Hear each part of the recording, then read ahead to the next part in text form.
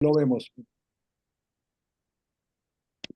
Bueno, muy Bueno, buenas tardes a todos. Hoy es 2 de febrero de 2024 y tenemos el gusto de tener al profesor Iván Garzón, que nos va a hablar de la revuelta post-neoliberal, el impacto intelectual de la izquierda progresista. Iván, estamos muy contentos, muy complacidos de que estés con nosotros y te damos la bienvenida y por favor adelante. no, primero Armando, gracias por la invitación. No sé si Antonio está por ahí, que fue quien nos hizo el enlace. Antonio Celia. Eh, Veo a Santiago también y a otras personas que conozco, que por lo menos he leído o que de las que he tenido noticias. Entonces, para mí más bien es un honor compartirles algunas reflexiones de un trabajo que he venido haciendo en los últimos meses y que quizás puede ser un buen punto de partida para una conversación. De entrada, quiero aclarar que el terreno en el que yo me muevo no es la economía y que en cierto modo buena parte de las propuestas de las que vamos a hablar pues tienen que ver con una perspectiva macroeconómica, por lo menos, o de economía política. Mi enfoque es más bien desde la teoría política, desde la filosofía política. Y, y esto surgió porque una revista en España, una revista académica, hablando de universidades, me invitaron a participar en un dossier sobre el futuro de la izquierda iberoamericana. Entonces, claro, lo primero que a uno le dicen por ser colombiano es que si quiere escribir sobre Petro, que sería muy interesante, y yo la verdad es que tengo a veces la sensación de que el gobierno Petro está un poco sobrediagnosticado, entonces para mí escribir sobre Petro era una cosa no tan, no tan estimulante como escribir algo quizás un poquito más general, pero que pudiera ser también estimulante para mí. Y comienzo, digamos, con esos pretextos que todos tenemos para escribir o cosas que suceden a veces cuando uno está dándole vueltas a un trabajo. Y es justamente lo que me pasó, eh, preguntándome si había hoy en día un nuevo Marx. Y me encontré en el periódico El País un artículo que hacía una encuesta a un grupo de intelectuales, me parece que eran 37, sobre cuáles eran los autores más influyentes en la izquierda latinoamericana, en la izquierda en general. Eh, y al plantear esto, planteaba que un grupo de autores, digamos, desde Hannah Arendt, Habermas, obviamente encabezados por Marx, pero digamos, esto me parecía muy canónico y yo lo que me pregunté en ese momento es si hoy en día había una especie de candidato a Marx, es decir, si había hoy en día alguien que de alguna manera pudiera ir ocupando el lugar que, que alguna vez tuvo Marx.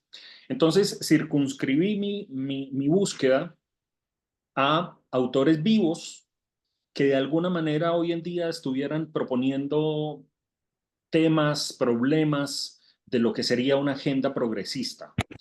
Eh, digamos, con el ánimo de darle una bajada iberoamericana, básicamente porque, como ustedes van a ver, varios de ellos tienen un contacto, lo vimos esta semana con la visita de Matsukato a Bogotá, eh, varios de ellos tienen un diálogo abierto y explícito con gobernantes. Entonces, circunscribí la búsqueda como a dos aspectos. Uno, que pudieran ser relevantes intelectualmente y dos, en el ámbito de la izquierda progresista y dos, que pudieran ser influyentes, aunque esto digamos de modo más bien intuitivo, en algunos de los líderes políticos de Iberoamérica.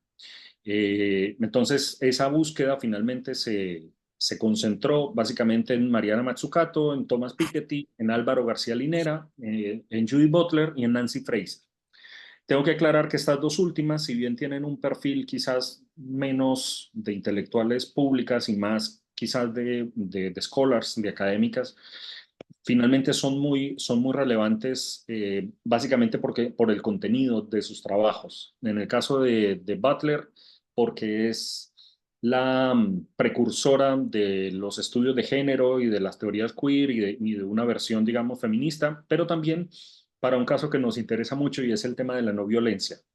Y en el caso de Nancy Fraser, el año pasado publicó un libro muy interesante que se llama Capitalismo Caníbal, donde hace una crítica, digamos, del capitalismo y del neoliberalismo en términos filosóficos muy, muy sugerente. Entonces, lo que yo voy a presentar es básicamente un esbozo de lo que sería una nueva agenda progresista, cuáles son los temas, cuáles son los problemas, cuáles son como los enfoques. Lo he llamado provocadoramente, lo veremos sobre el final, revuelta. Eh, y el adjetivo en el que creo que se engloban estas propuestas es el de post-neoliberal, en el sentido que buscan ser una superación del el neoliberalismo vigente. Primero que todo, creo que hay que partir de tres justificaciones, es decir, finalmente esto no es un ejercicio erudito de preguntarse en qué creen los que se dicen de izquierda o qué están planteando, sino que hay tres elementos que para mí son justificaciones no solo coyunturales, sino incluso epocales. Primero, una crisis programática de la izquierda, es decir, en general todos los autores de izquierda reconocen que hay una crisis ideológica en las izquierdas, es decir, que no hay un referente claro, sobre todo después de 1989, después de 1991. Es decir, hay una conciencia de que hay una crisis de proyecto. Segundo, en el caso latinoamericano, varios autores reconocen la necesidad de una reinvención, básicamente porque se habla de una tercera ola de gobiernos de izquierda actualmente, teniendo en cuenta que las dos primeras décadas del siglo XX, XXI estuvieron marcadas por gobiernos de izquierda. Eh, y ahora estamos ante un panorama diferente, es decir, ya la izquierda no está ante un panorama de triunfo, de victoria, sino más bien en cierto modo de retroceso y de cierta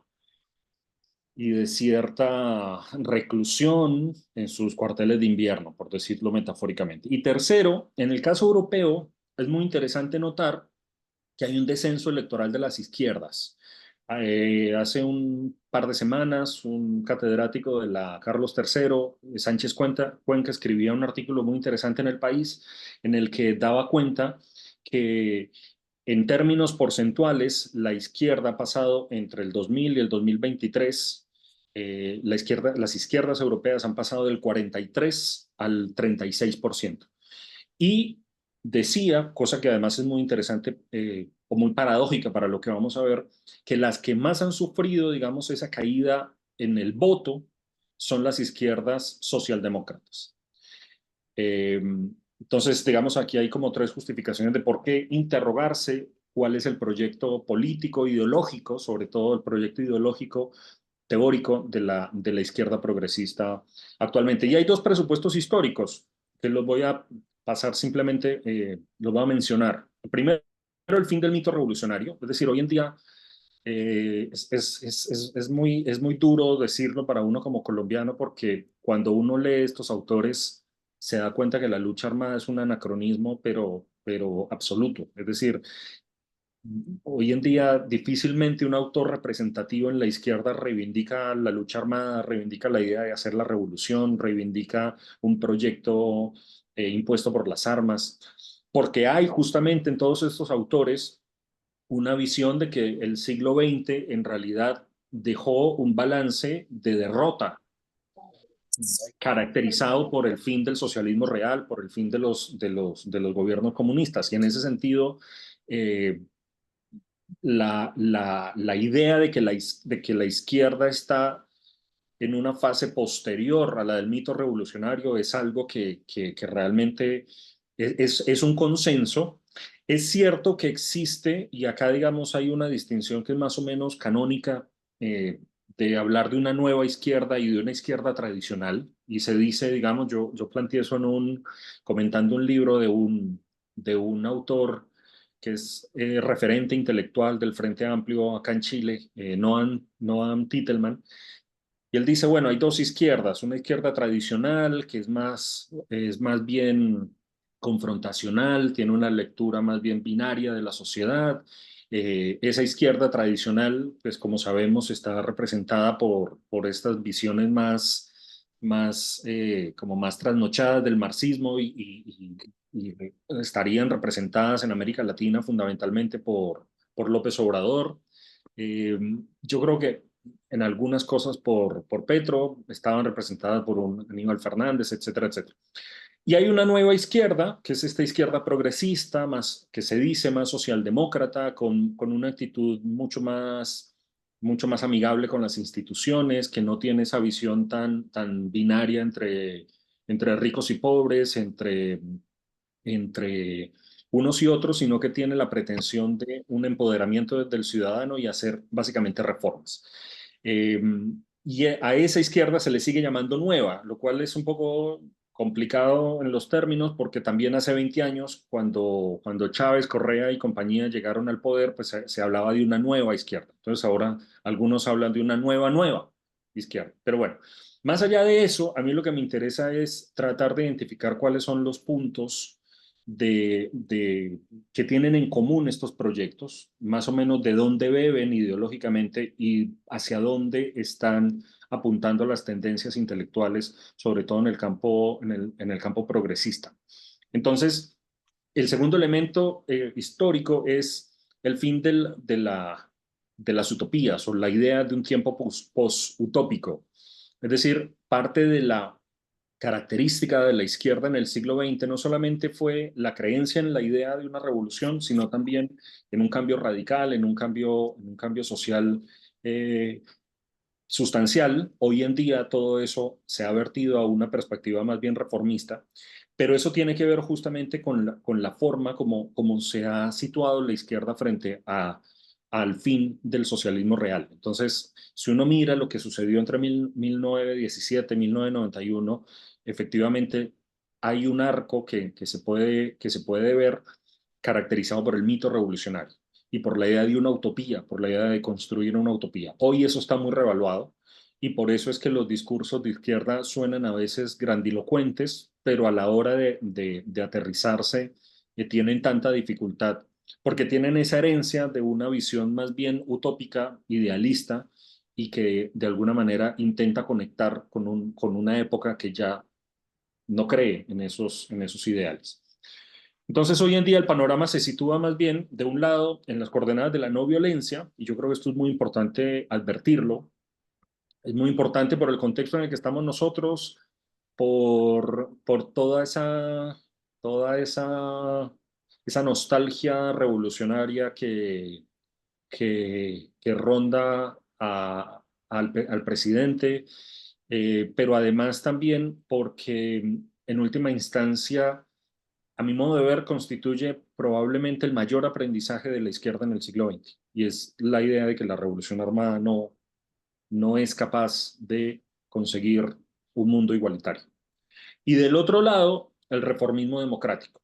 Es decir, todas estas propuestas, más allá de que a algunas perspectivas más conservadoras les puedan parecer muy disruptivas o les puedan parecer muy radicales o muy cuestionables, eh, finalmente se enmarcan en una perspectiva reformista dentro de los canales democráticos. Es decir, la idea de que la izquierda, digamos, juega un partido por fuera de las reglas, yo creo que está muy revaluada, por lo menos en los autores que de alguna manera van marcando una tendencia.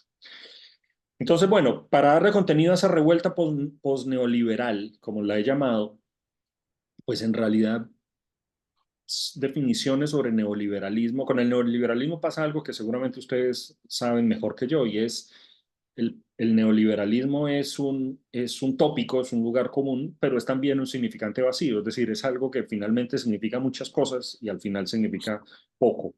Hay una novela que yo leí hace poco que me parece que describe muy bien esa perspectiva neoliberal, aunque no la llama así, por supuesto, y que me parece que es una crítica en el fondo muy aguda, muy aguda.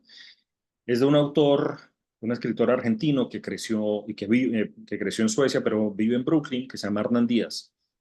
Y entonces él cuenta en este libro, Fortuna, que fue un bestseller en el 22, O sea, estuvo en la lista de los recomendados por Obama a fin de año y fue un libro muy, muy famoso en Estados Unidos. Él cuenta la historia de un empresario neoyorquino eh, que construye su fortuna en la época previa al crack de 1929. Entonces, cuenta la historia y lo hace de una manera muy ingeniosa porque lo hace a partir de cuatro relatos. Uno es una novela que estaba circulando en esa época, que contaba, digamos, la historia. Otro es unos documentos que luego nos enteramos que es la, la biografía que él pretende que escriba una chica sobre él mismo, así como contrarrestando esa visión eh, que para él era inexacta que iba a quedar, digamos, en la historia. Otra es la, el diario de la esposa de él y otra es el documento que esta mujer construye. Entonces es muy interesante porque en el fondo son cuatro formas de contar una misma historia y dejar, digamos, como dejarle al lector la pregunta de qué tan cierto es lo que, lo que se cree a veces eh, y lo que se vuelve Vox Populi. Entonces hay un apartado que es muy interesante porque pone en boca de este personaje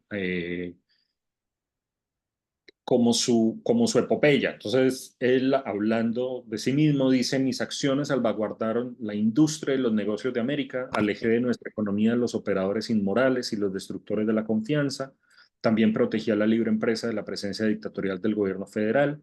¿Obtuve algún buen beneficio de esos actos? Sin duda, pero a largo plazo también lo obtendrá nuestra nación, liberada tanto de la piratería bursátil como del intervencionismo estatal. Esta es una muy buena síntesis de una perspectiva neoliberal, porque básicamente él tiene una frase que repite y es el tamaño de nuestra virtud, el tamaño de nuestra fortuna es el de nuestra virtud. O sea, la idea de que en última instancia quien es rico es porque es un empresario exitoso y finalmente es una especie de héroe social. La novela en el fondo es una muestra de, la, de las grietas que tiene ese discurso. Entonces, un poco a propósito de esa perspectiva neoliberal, creo que hay como tres grandes conclusiones que yo he ido llegando a partir de la lectura de lo que Piketty llama la justicia fiscal, a partir de lo que Matsukato habla o plantea como el Estado emprendedor, a partir de lo que Nancy Fraser denomina capitalismo caníbal, a partir de lo que eh, García Linera habla de post-neoliberalismo y una perspectiva de Estado integral y una cosa, digamos, que está muy asociada como a darle soporte teórico al proyecto del MAS boliviano en el que del que él fue protagonista. Entonces, hay como tres conclusiones. Primera, la idea de que la crítica al neoliberalismo es un punto común en el ideario de los autores de izquierda. La paradoja es que, si bien el neoliberalismo significa muchas cosas, en el fondo lo que hay es una crítica a una forma como se ha desarrollado el capitalismo liberal y que es una forma no igualitaria, excluyente, y acá aparece un elemento muy transversal y es el elemento de la no sostenibilidad de ese sistema. Es decir, la idea de que el neoliberalismo está produciendo un tipo de sociedad que no es sostenible y por lo tanto la necesidad de plantear otros temas que de alguna manera sitúen la discusión desde una perspectiva de mucho más largo plazo, si se quiere. Ahora bien, parafraseando a Piketty, se podría adjetivar que ese proceso de reformas se podría adjetivar como un proyecto socialista un proyecto participativo, un proyecto descentralizado, un proyecto democrático, un proyecto ecológico, mestizo y feminista.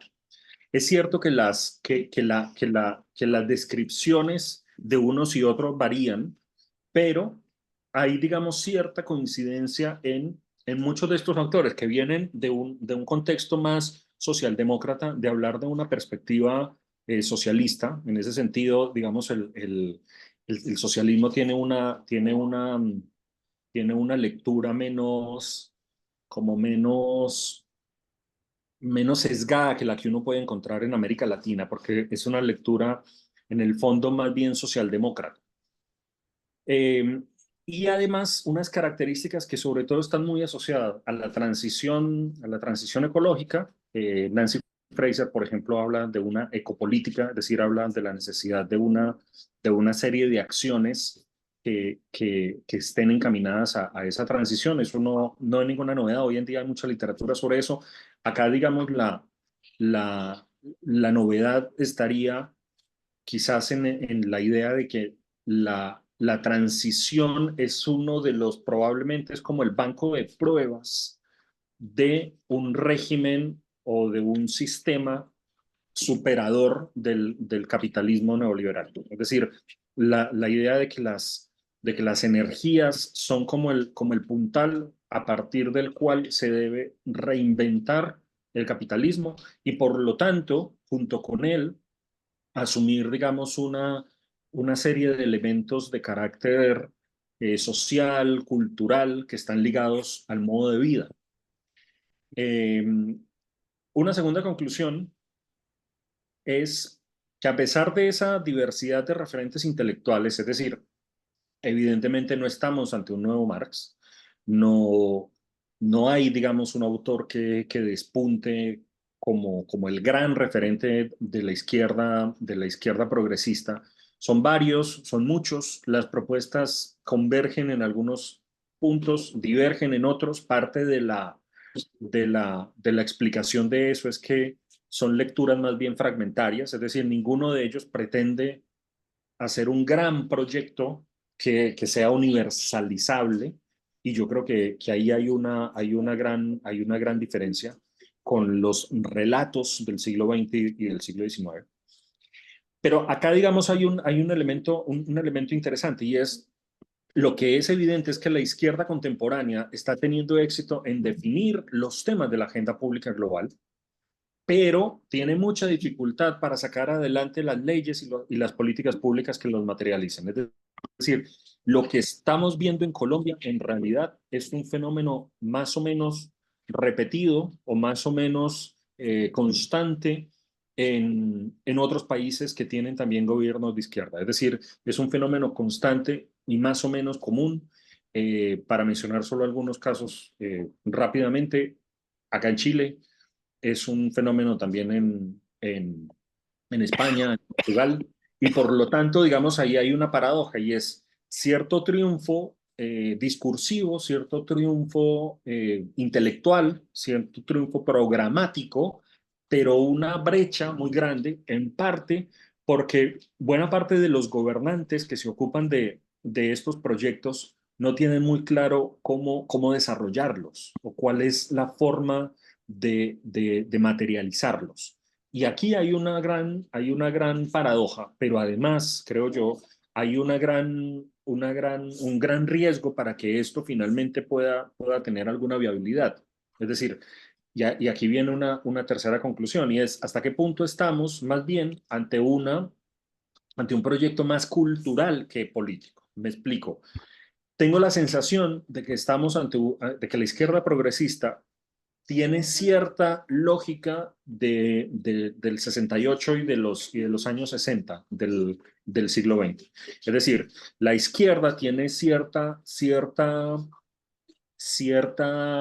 tendencia a proponer un proyecto que puede ser más bien hegemónico en lo cultural, en lo ideológico, pero que en última instancia no tiene una bajada muy clara como proyecto político. De hecho, es muy interesante leer, por ejemplo, a Matsukato, porque yo creo que es de las más aterrizadas de los autores de estos autores. Aterrizada en el sentido que se hace la pregunta de este grupo, la pregunta de, bueno, ¿cómo hacemos para que esto sean políticas públicas? Y eso, digamos, le da una ventaja sobre otros autores que si bien intervienen en el debate, Piketty hace propuestas muy específicas, muy concretas de justicia fiscal, una herencia que, común universal, que es una especie de renta básica, de ciertas reformas de instituciones. Si bien hay esas propuestas, en general hay una serie de elementos que siguen siendo todavía muy gaseosos y difícilmente materializables.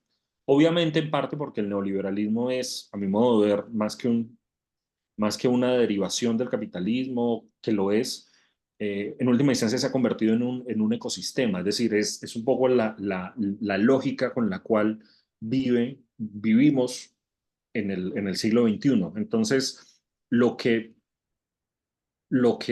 hoy en día parece viable, evidentemente no solo no es una revolución por razones históricas, porque no hay los líderes, porque no hay, digamos, el ímpetu revolucionario, sino un reformismo que yo lo he llamado revuelta porque la idea de reformismo también puede sonar quizás demasiado por dentro del sistema. Y algunas de estas propuestas sí buscan cambiar algunas reglas del juego.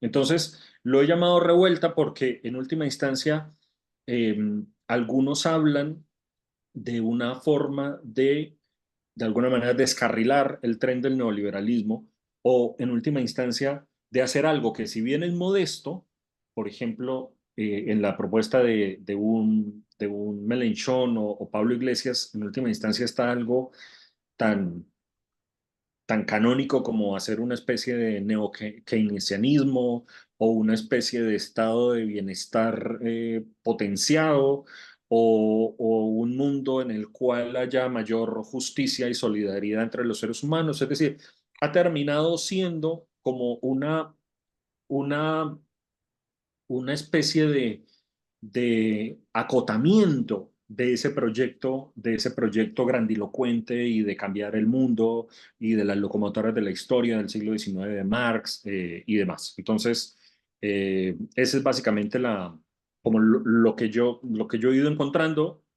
Obviamente, aclaro que no hay acá ni una lectura exhaustiva de estos autores, ni una, ni una cosa sistemática, simplemente tratando de encontrar un poco esos referentes intelectuales y cuál es ese programa de cambio. Y si tuviéramos que ponerle nombre a ese programa de cambio, pues yo diría que estamos ante la propuesta de una revuelta post-neoliberal, a falta de un mejor nombre. Así que bueno, ese era esa era mi presentación y bueno, quedo abierto a sus comentarios y a lo que consideren.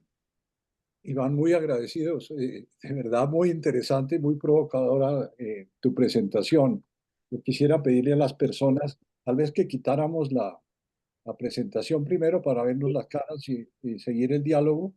Y mientras les pido a las personas que participan, que levanten la mano para poder iniciar la ronda de preguntas y comentarios. Pues adelante, tenemos ya dos personas, tres personas.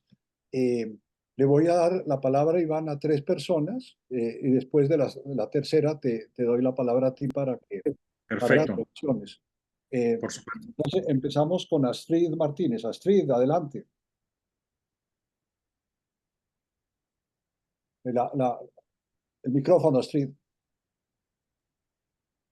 Gracias, muy interesante, Iván, la presentación, muy provocadora de otras reflexiones.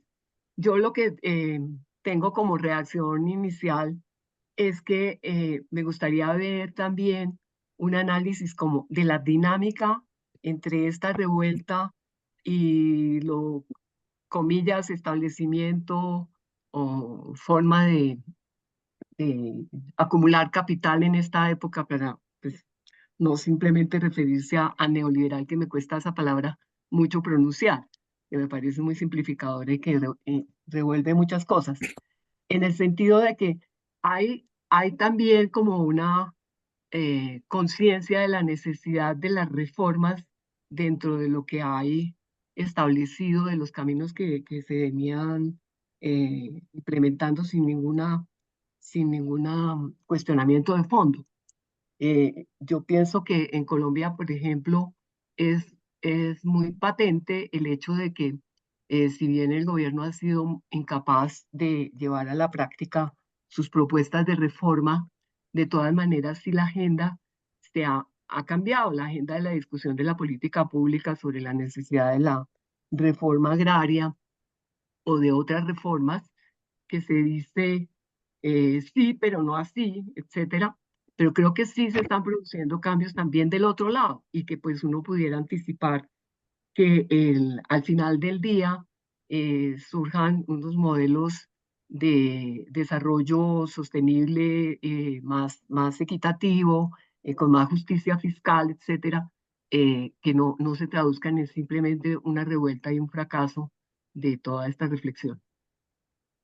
Gracias, Astrid. Jorge Humberto Botero, adelante. Gracias, a mí me ha encantado la exposición de Iván, pero quiero hacer notar que me molesta un tanto que al lado del neoliberalismo no aparezcan las vertientes liberales socialdemócratas o de economía del bienestar o de welfare state. El neoliberalismo es hoy, claramente lo es en el vocabulario de nuestro presidente, una forma de estigmatizar a todo aquel que proponga una idea que, si se da de una manera tenue, confíe o proponga la intervención del mercado. Eh, pero ese no es el modelo constitucional. El modelo constitucional nuestro, que viene del año 36 y se ha ido perfeccionando, es un modelo de intervención del Estado en la economía con una confluencia importante del sector privado, es una economía mixta. Entonces, cuando el debate se plantea en términos binarios entre los modelos socialistas o socializantes o comunitarios que nuestro presidente plantea, y del otro lado se plantea una opción neoliberal como la que se implementó en Chile, digamos, en época de Pinochet, yo siento que no se nos hace a otro tipo de liberales socialdemócratas justicia en la discusión. Entonces, yo sé que yo sé que lo que Iván ha hecho es contarnos lo que observa, pero me parecería interesante escucharle sobre el tema que acabo de plantear. Gracias. Gracias, Jorge Humberto. Daniel Castellanos, adelante.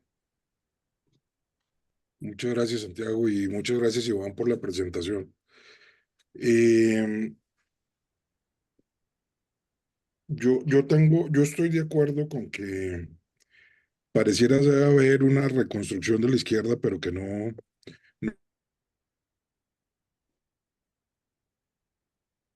Daniel, Sí. no, te congelaste un ratico. Sigue, por favor. Em, bueno, simplemente decía que estoy de acuerdo en que pareciera haber una reconstrucción de la izquierda, pero sin que haya un nuevo Marx.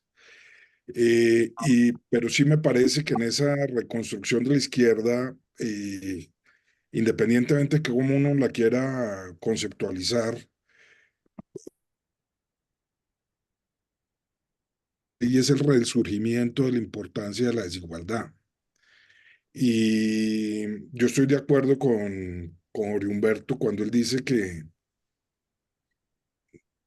hay un espectro de liberalismos, que reducirlos al neoliberalismo es muy complicado.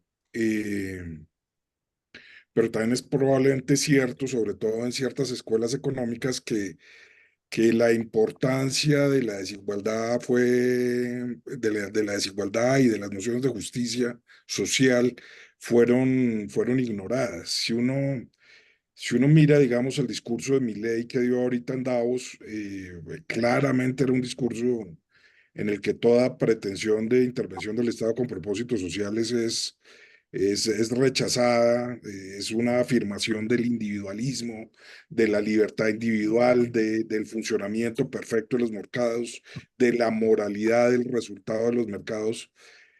Pero yo creo que no hay una reflexión que yo sí creo que es importante para analizar muchos problemas sociales recientes que tiene que ver con el hecho de que las sociedades desiguales, incluso si se está reduciendo la pobreza en las sociedades, genera una insatisfacción enorme. Y esa desigualdad no es solamente económica, hay unas desigualdades que claramente ya son difíciles de sostener, ya hay mucho énfasis en que, por ejemplo, en un panel de oradores en un evento tiene que haber mujeres, es decir, el feminismo ha tenido su efecto. Y hay otro tipo de desigualdad que en Colombia yo creo que apenas estamos empezando a entender sus consecuencias, pero que sus consecuencias políticas fueron muy importantes en estas elecciones de Petro, que fue la desigualdad territorial. Eh, por Petro votó la Colombia abandonada, por decirlo de alguna manera, y la Colombia próspera económicamente no fue petrista. Entonces, eh, y sí me parece, y voy a decir dos cosas muy odiosas y sé que me estoy alargando, pero digamos, en el caso colombiano me parece que hace falta mucho interiorizar, sobre todo entre los economistas, la desigualdad como un problema profundo.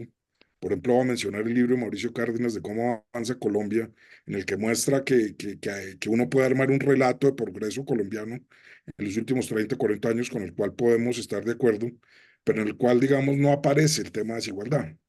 Y por otro lado, quisiera mencionar también otro libro de Blanchard y de Roderick que se llama Combatiendo la desigualdad, en el que el libro comienza con la frase que la desigualdad económica es el tema definitorio de nuestro tiempo.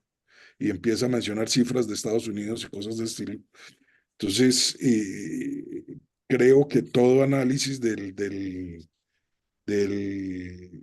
reformismo posneoliberal tiene que ver un poco con aceptar la importancia de los temas de la desigualdad y la justicia social, que me parece muy importante para el análisis. Qué pena la extensión de mi intervención. Gracias, Daniel. Ahora sí, Iván, te ruego que le respondas a estas.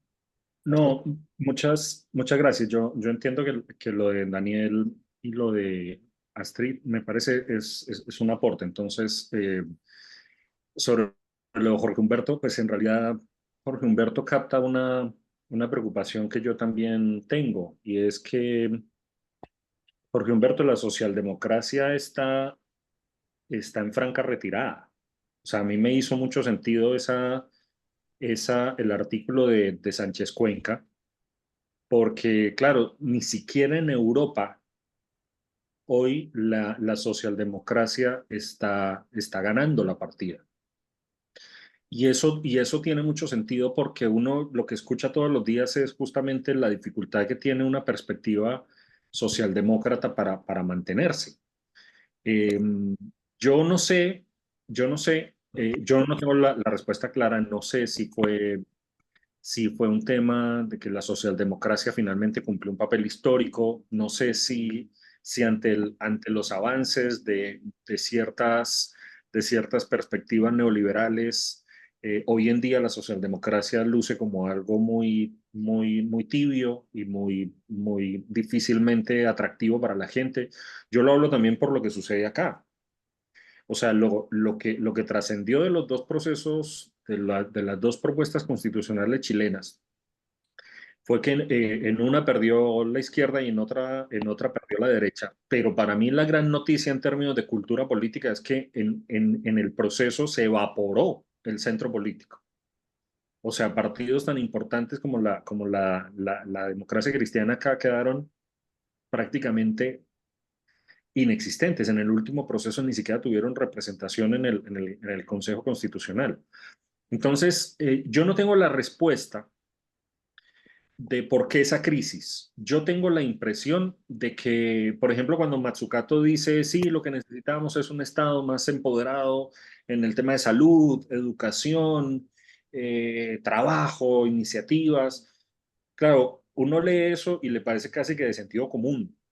La pregunta es si estos estados, con estos elementos a los que estamos abocados, con esta crisis demográfica, con esta crisis, con estas crisis sistémicas, con estos problemas fiscales que tienen, en realidad pueden sostener ese tipo de políticas. A mí me sorprendió la magnitud de la crisis que tuvo Macron por proponer 2 años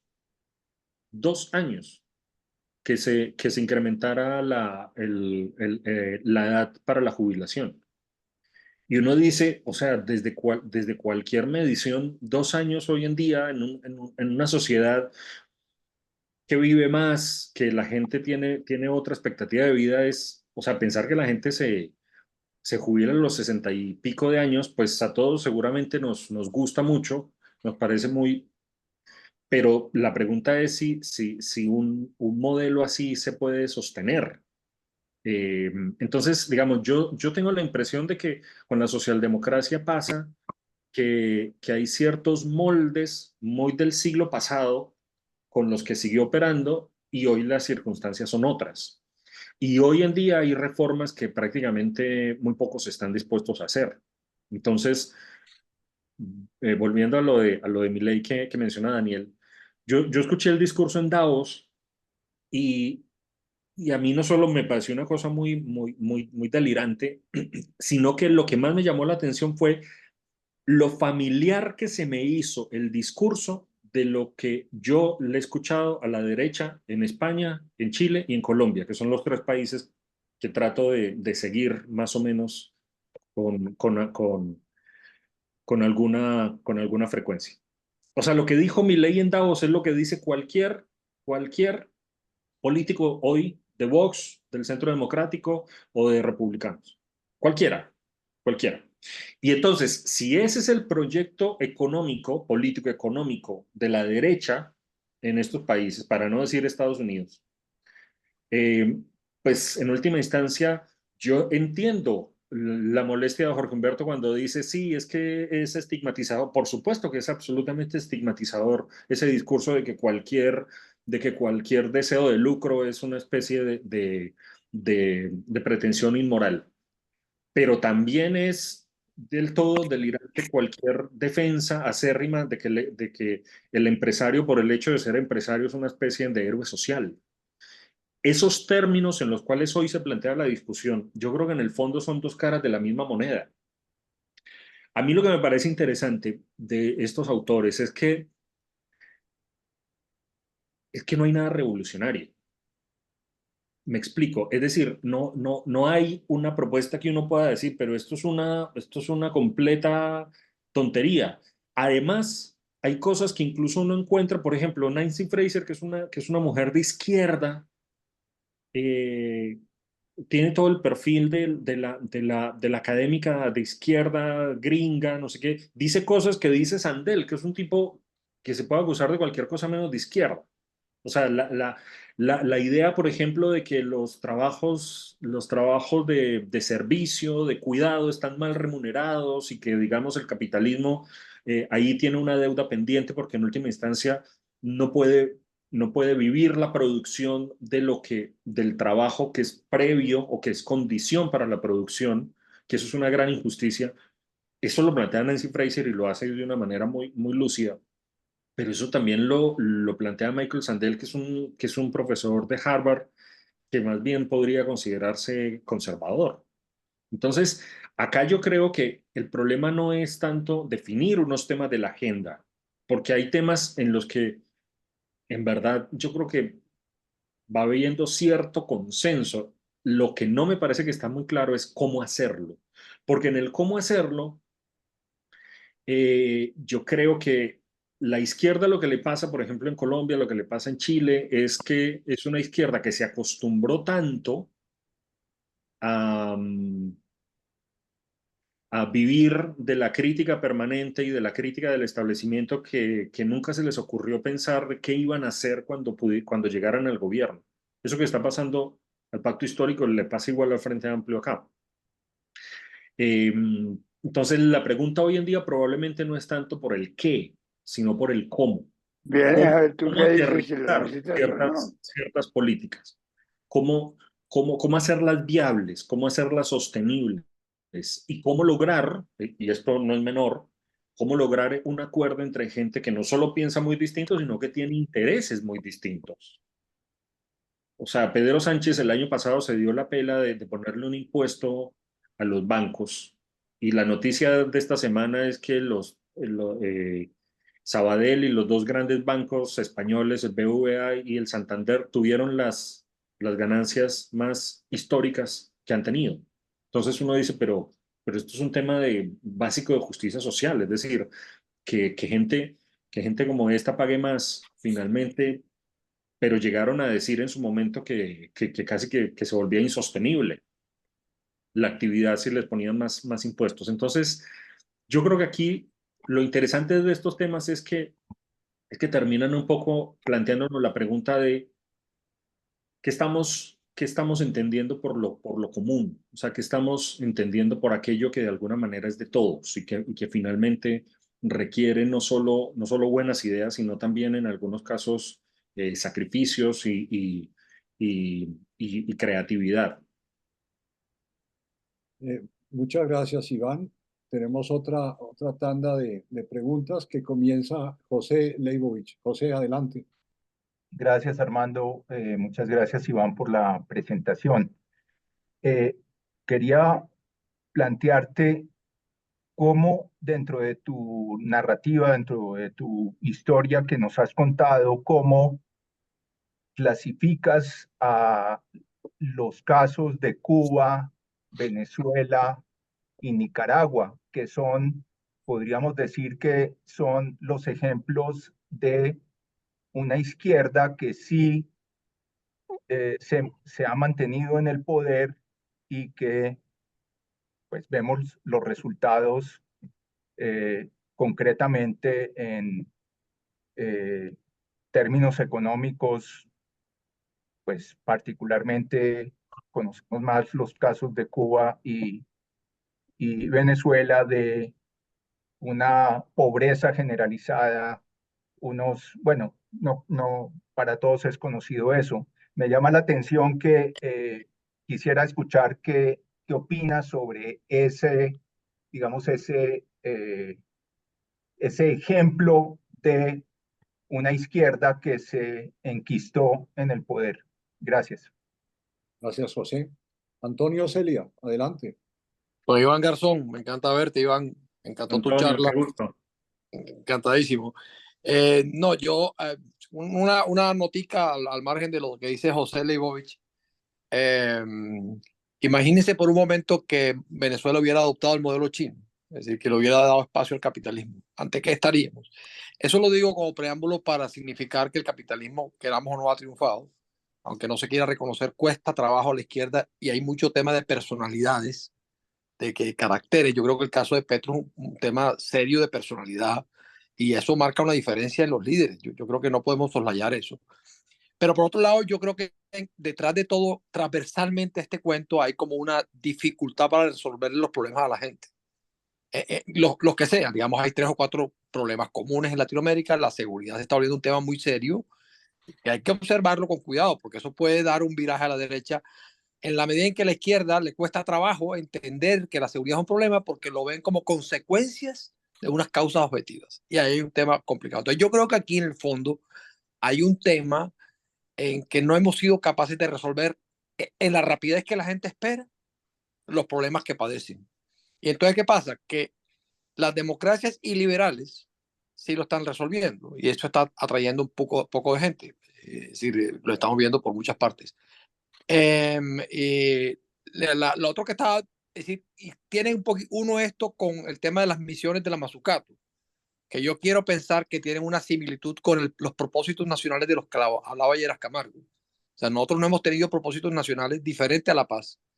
Creo que eso es un problema, porque es que la paz es inacible, es difícil, es un anhelo. Entonces yo creo que en la medida en que pedaleemos solamente por la paz, que se ha vuelto casi como un tema, en algunos casos místico, idílico y muy ingenuo, en mi opinión, va a ser difícil, por lo cual creería que había que haber un propósito nacional. Mi pregunta, después de tanta vuelta que he dado, es ¿por qué nos cuesta trabajo ubicarnos en la tercera vía, por llamarlo de alguna forma, aunque el nombre esté un poco desprestigiado o en desuso? ¿Por qué nos cuesta tanto trabajo a Latinoamérica y a Colombia entender que esto es una mezcla ni muy, ni tan. Que el capitalismo triunfó, pero hay que regularlo. Y que hay que tener un tema de, digamos, de desigualdad, que hay que trabajar y tal y cual. Nos cuesta mucho trabajo ubicarnos ahí. ¿Por qué crees? Pues primero, reacciones a los comentarios que te he hecho, y segundo, ¿por qué nos cuesta trabajo ubicarnos en el centro, que yo creo que ya hay más o menos un consenso en torno a lo que funciona y no funciona en cuanto a resolver problemas de la sociedad? Iván, gracias y encantado de tenerte con nosotros. Gracias. Gracias, Antonio. Arturo Sarabia, adelante.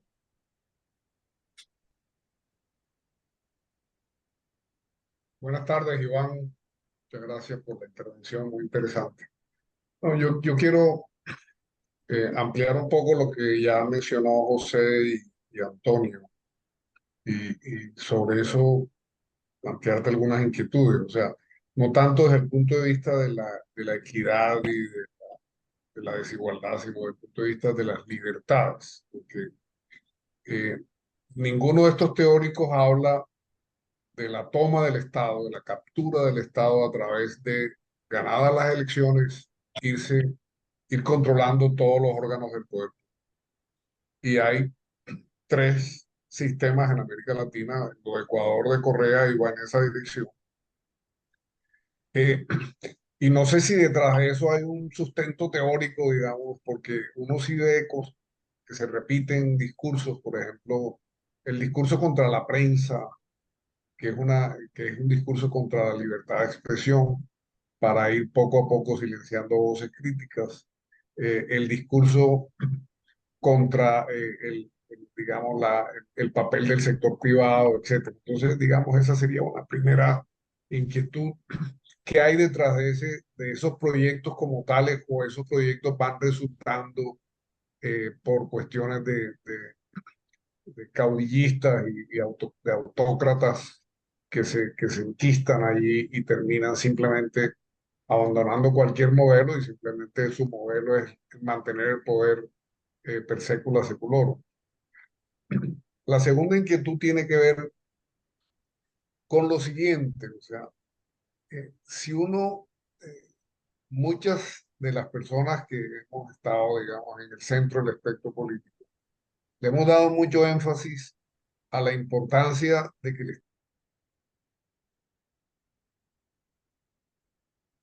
Arturo, sí, Arturo, Te silenciaste. micrófono, Arturo. Aló Barranquilla, Arturo. no se salió. Espera un momentico, no lo veo. Puedes prender el micrófono, Marta. Ahí Es está, que pero no Ahí está. está, es un problema.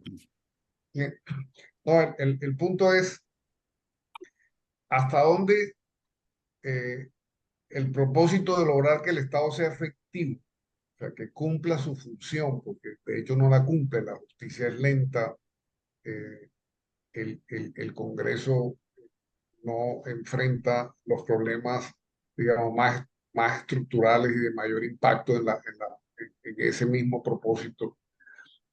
Y hasta dónde muchas de las medidas que podrían mejorar el funcionamiento del Estado y resolverle a la gente el problema, están bloqueadas por otros factores. Por ejemplo, el tema de la justicia fiscal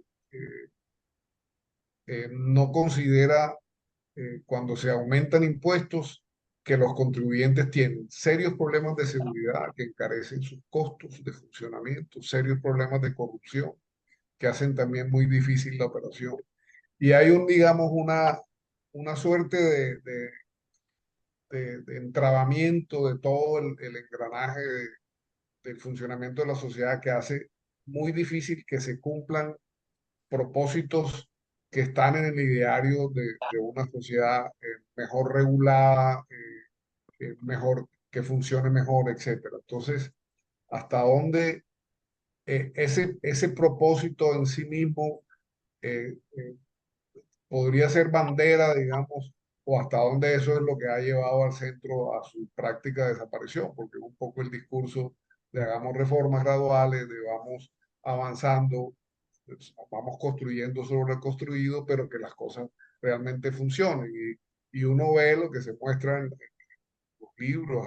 Ayer estuve en una presentación sobre lo que se ha logrado con el modelo del funcionamiento del sistema energético en Colombia, de lo que teníamos y lo que hoy tenemos y lo que podríamos mejorar si esas instituciones funcionaran mejor. Eso es un poco la inquietud que quería plantear y lo que quería que abordáramos un poco. Gracias, Arturo. Ahora sí, Iván, adelante. Bueno, una de las cosas muy interesante encontrar es que tanto Nicaragua, Venezuela como Cuba no son ejemplos para nadie. O sea, ni siquiera García Linera, que tiene todo ese verbo socialista, bolivariano y toda esa cosa de reivindicación de los pobres, que es, digamos, como de los autores que yo he tomado, es como el más representante de la vieja izquierda.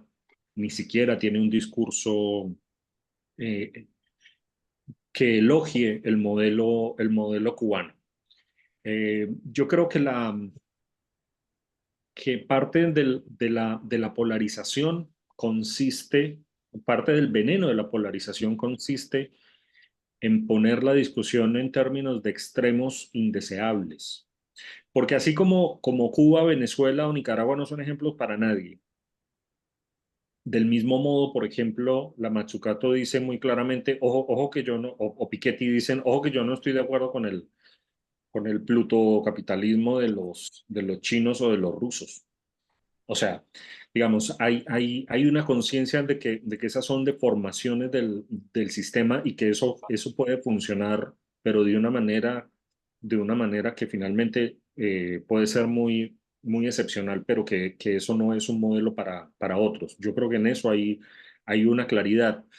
Eh, que yo creo que la Mazzucato lo aclara porque finalmente pues la idea de empoderar al Estado pues obviamente prende las alarmas de los liberales porque suena como a estatismo y yo no encuentro estatismo, lo que encuentro es un Estado mucho más eficiente y como les digo hay cosas con las que es difícil estar en desacuerdo. Yo no sé qué, o sea, leí un par de cosas de lo que planteé esta semana en Bogotá, pero hay cosas con las que es difícil estar en desacuerdo. Es decir, esa idea de que, ¿cómo estar en desacuerdo con la idea de que de que el Estado contrate consultorías en el fondo no aporta a la curva de aprendizaje de los propios funcionarios? O la idea de que en última instancia, si el Estado no hace al sector privado socio de sus proyectos y trabajan en conjunto, pero no solo con la lógica de corregir los fallos del mercado o prestarle, o sea, el caso que menciona de Elon Musk es sorprendente. O sea, hoy en día Elon Musk es el protoestandarte del capitalismo liberal y de la innovación y lo que no cuenta es que en su momento el gobierno americano le prestó millones de dólares para su proyecto. Entonces ella dice, bueno, está bien que le presten, pero la pregunta es, ¿y si el negocio sale bien, el Estado por qué no recibe, por ejemplo, por qué no recibe unas acciones de ese negocio que salió bien? Por qué se limita simplemente a poner la plata y a que eso salga bien y después sean solamente algunos los que puedan usufructuarlo? Entonces, por eso digo que en el fondo acá hay una idea yo creo que en el fondo todo esto se reduce a cuál es la idea de lo público.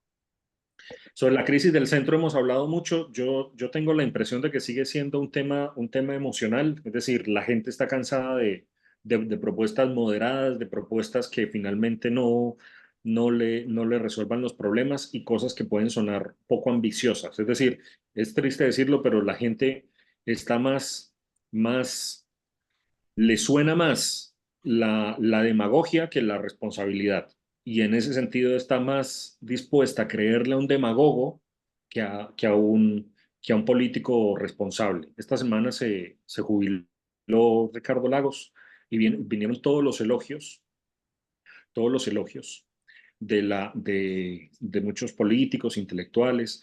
Y es muy interesante porque efectivamente yo creo que es un tipo que yo no sé si en Colombia hayamos tenido a alguien de esa estatura, menos aún de la centroizquierda, pero, pero es muy interesante constatar que los que hoy están en el poder en buena medida construyeron su narrativa contra transición y contra la concertación de la cual Lagos fue uno de sus principales representantes. Entonces, por eso digo que tenemos que tomarnos en serio esta cosa del proyecto, porque en Colombia a veces tenemos un poco la tentación de reducir las cosas a personajes. O sea, yo creo que Petro es un accidente en la historia del país. O sea, en 10 años Petro va a ser una anécdota. Y a mí como colombiano me duele que cada día esté evidenciando que es un tipo menor, que es un tipo muy, muy por debajo de la tarea que tenía, la tarea de demostrar que efectivamente otro tipo de agenda, como dijo Astrid, de otro tipo de problemas eran necesarios poner sobre la mesa, porque parte del problema es que va a dejar a la gente tan vacunada contra todo lo que signifique eso, que vamos a volver a una derecha recalcitrante y que nos va a hacer creer que vivíamos en un paraíso, pero no nos habíamos dado cuenta. Entonces, ¿por dónde va la cosa? Yo creo que hay una crisis de narrativas, pero esa crisis de narrativas está en la derecha, en la izquierda, en todo el espectro político. O sea, hay una crisis de cuál es el proyecto que se quiere llevar a cabo. Dos, la polarización ha llevado a una visión demasiado antagónica. Muchos de estos autores, muchos de estos políticos han bebido de una perspectiva de izquierda influida por Laclau y Mouffe, que es toda una relectura de Carl Schmitt, según la cual la política es básicamente contradicción, básicamente enemistad. Entonces muchos de ellos efectivamente les funciona electoralmente, discursivamente, siempre confrontarse con otro que siempre es el malo. Eh, yo creo que hay otro factor cultural y es efectivamente vivimos en una época en la cual las propuestas serias, responsables, que puedan plantear un futuro más en el que la gente tenga que poner de su parte y tenga que disminuir, digamos, sus expectativas, pues no venden y por eso, digamos, también parte del problema de esta política tan personalista es que no existe unos cuadros que puedan representar proyectos. Es decir, lo dramático de Petro no es que Petro esté evidenciando que cada día más que es un tipo menor. Lo dramático es que el proyecto político de él muere con él, termina, se desarrolla y muere con él. O sea, no hay un segundo, un tercero, un partido, un equipo, alguien que uno pudiera decir como, bueno, pero aquí digamos hay unos cuadros, hay una forma como este proyecto de alguna manera se puede enderezar, si no está este puede entrar este. No, son equipos unipersonales y pues condenados a una política unipersonal, pues estos proyectos de país que suponen colaboración, cooperación, innovación, creatividad, visión de varias personas, aprendizaje, eh, pues evidentemente tienen muy pocas posibilidades de salir adelante. Entonces, yo creo que pasa también un poco por ese lado. Y ese problema no es solamente en Colombia. En Estados Unidos, pues estamos viendo quién va a ser el que presumiblemente va a terminar enfrentando a Trump. Y, digamos, en España, bueno, en Portugal vimos lo que pasó con el primer ministro. En España, Pedro Sánchez le vendió el alma al diablo para poder seguir en el poder. Acá se habla incluso de un eventual retorno de la Bachelet. O sea, hay una crisis de renovación política, de, de recambio político generalizada. Y yo creo que ahí hay una explicación que tiene mucho que ver con esas preguntas que uno se hace, bueno, pero ¿por qué no hay una propuesta? Porque finalmente todo recae un poco en los mismos personajes, que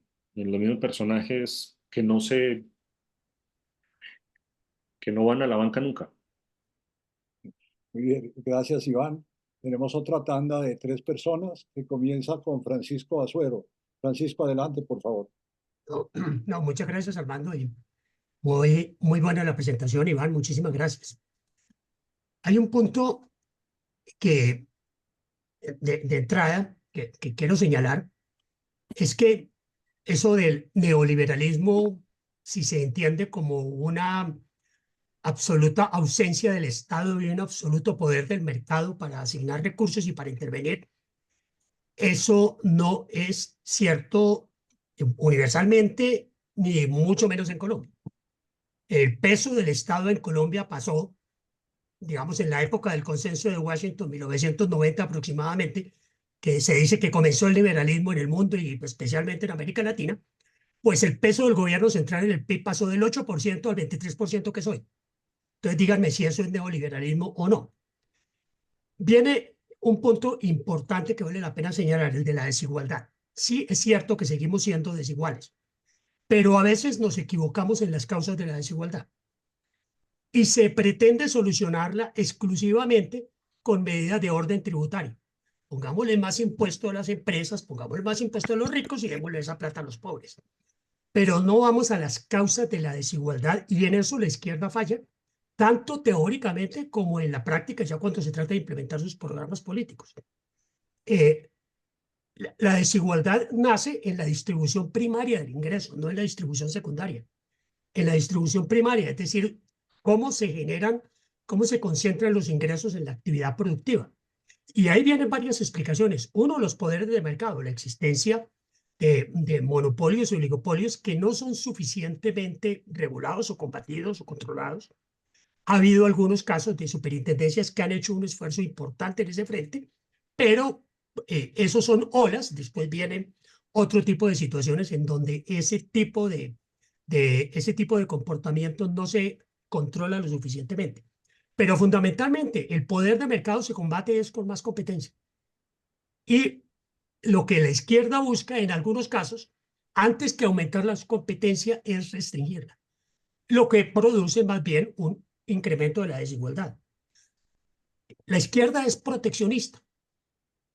¿Pero qué es la protección, por ejemplo, arancelaria? Es una transferencia de los pobres, que son la gran mayoría de los consumidores, a empresarios, y eso lo que se genera es una renta entendida como un ingreso que no es un producto legítimo de la actividad productiva, sino es un producto de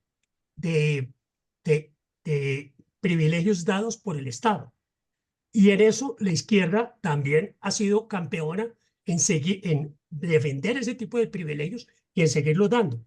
No más el hecho de la protección es importante en ese frente. Y veremoslo un caso importantísimo. Otra de las causas de concentración del ingreso está ligada directamente con la corrupción, porque se genera un incremento en los ingresos de contratistas o de parlamentarios o de políticos que son intermediarios allí. Son ingresos que no tienen nada que ver con la actividad productiva, sino son desviaciones.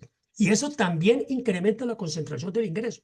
¿Y qué es lo que ha mostrado, por ejemplo, este gobierno en lo que tiene que ver con la corrupción y en lo que tiene que ver con su alianza con los sectores políticos? Los sectores políticos han sido muy exitosos en unirse siempre al gobierno que ganó, al presidente que ganó. ¿Y a cambio de qué lo hacen? Le apoyamos sus reformas a cambio de que usted me dé X y Y. Y eso es concentración del ingreso. Eso incrementa mucho más ese tipo de problemas. Entonces, el fracaso posible de la izquierda tiene que ver con que realmente sus reformas, muchas de ellas lo que hacen es aumentar la concentración y aumentar la desigualdad en lugar de combatir. Eso era lo que quería mencionar. Gracias, Francisco. Adolfo Meisel, adelante.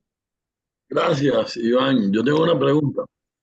Yo no he visto, seguramente por ignorancia mía de la literatura, un tema que a mí me surge al ver, por ejemplo, lo que está pasando en Colombia. El tema de los nadies. Y yo encuentro similitudes. En alguna época de mi vida leí bastante, fui alumno de Juan Lis y leí bastante sobre el tema del ascenso del fascismo en Europa. Y un tema muy importante en el ascenso del nazismo en Europa era el tema del antielitismo.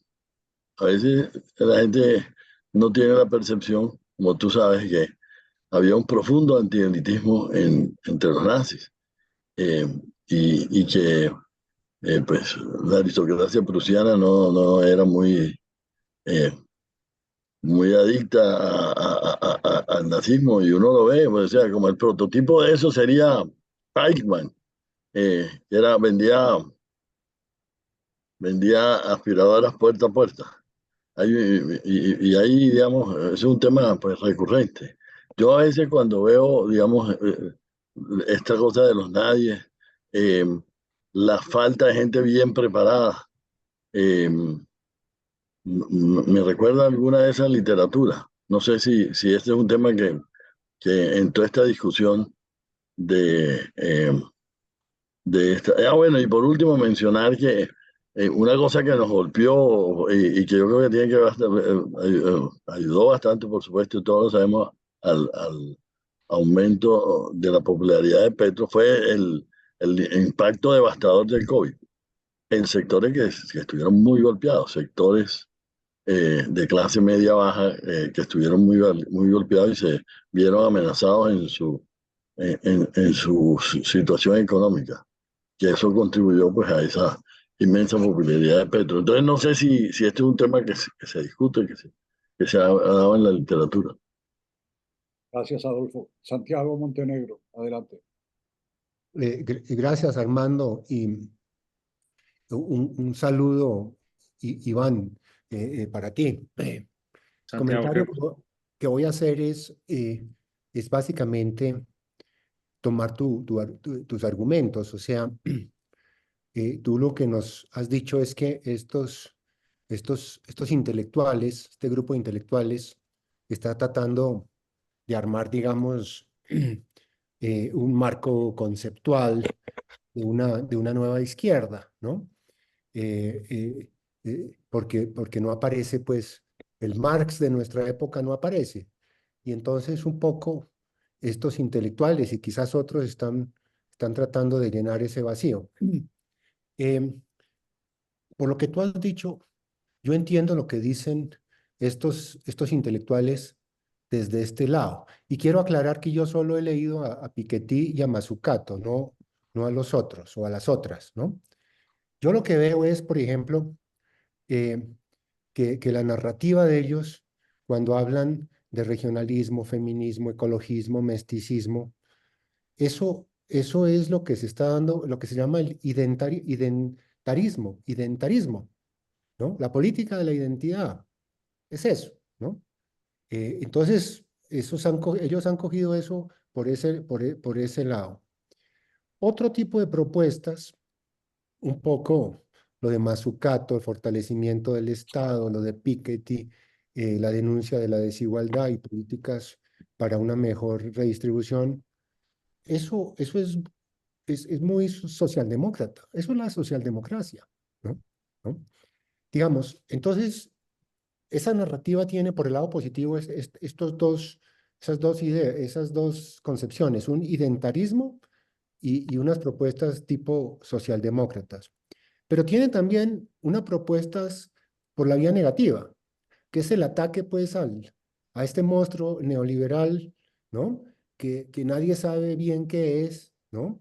Es como crear un monstruo y empezar a cuchillarlo y de pronto ese monstruo no existe, ¿no? Como acaba de decir Pacho Azuero, si eso se lo identifica por el tamaño del Estado, aquí en Colombia, el Estado, pues más que se ha duplicado en los últimos 30 años, en Argentina se ha duplicado, pasando del 20 al 40%, ¿no? Bueno, entonces, digamos, yo definiría así la narrativa, esas narrativas. Pero también diría que si se va a construir una narrativa de izquierda nueva, diferente, deben atacar a la izquierda real, ¿no? A los proyectos revolucionarios reales que todavía existen, ¿no? Entonces estamos hablando, como ya han dicho algunos, Cuba, Venezuela, Nicaragua, ¿no? Pero no solo a ellos, las primeras líneas en Chile y la violencia de las primeras líneas aquí en Colombia también, ¿no? Y condenar y atacar a los grupos armados ilegales de izquierda que todavía existen en nuestros países, ¿no? La violencia en el sur de Chile y los grupos armados ilegales aquí en Colombia. Eso está mezclado con narcotráfico, es cierto, pero todavía grupos que se dicen revolucionarios de izquierda, disidencias de las FARC, el ELN, ¿no? Controlan muchos municipios en Colombia. Se estima que grupos armados ilegales controlan 400 municipios en Colombia en este momento, ¿no? Entonces, un poco, yo sí creo que esta nueva izquierda tiene que condenar abiertamente esta izquierda totalitaria, ¿no? Esta izquierda violenta y totalitaria. Y de pronto eso sí le falta en forma más contundente. Algunos de ellos sí lo mencionan, ¿no? Pero de una forma contundente, esta nueva izquierda debe condenar estos grupos totalitarios de izquierda. Gracias, Santiago. Iván, adelante. Bueno, uniendo un poco las intervenciones de Santiago y de Adolfo, evidentemente buena parte de estos proyectos tienen una impronta muy fuerte intelectual de la tradición. Yo diría que dos elementos. Uno, el elemento de la matriz antirracista, digamos. La matriz antirracista ha terminado siendo como una especie de punto de partida de toda concepción de la desigualdad. Y eso, digamos, viene básicamente de Estados Unidos. Es decir, la idea de que hay desigualdades muy estructurales, relacionadas con el nacimiento, que de alguna manera las políticas sociales no son suficientes para paliar, la idea de que son ciertos grupos que se pueden además identificar. Eso es lo que yo llamaría, digamos, metafóricamente, matriz antirracista. Se replica con los indígenas, con los afro, evidentemente, pero también, en el caso nuestro, con los nadies o con todos aquellos que sean como que estén al margen o que sean como los marginados. Entonces, yo creo que ese es un elemento que marca mucho los discursos de la izquierda de los últimos 50 años. Eso, digamos, no es nuevo, pero sí es un elemento que en buena medida tiene que ver con la hegemonía cultural que tiene la Academia Americana para marcar la agenda intelectual en ciertas áreas. Eso también está muy vinculado con un segundo punto, y es el que menciona Santiago, el tema de las políticas identitarias. El tema de las políticas identitarias tiene mucha influencia.